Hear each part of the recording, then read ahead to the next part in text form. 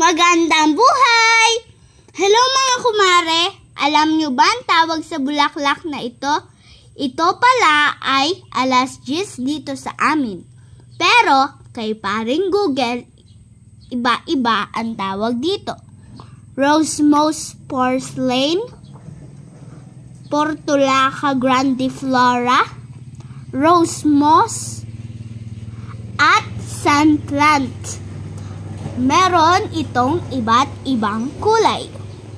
Peach, pink, carnation pink, white, yellow, red, at orange. Ang ganda at relaxing sa paningin, di ba mga kumare?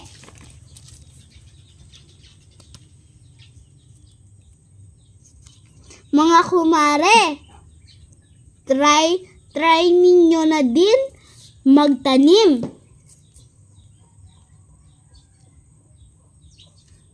Hanggang sa muli mga kumare, paalam! Bye-bye!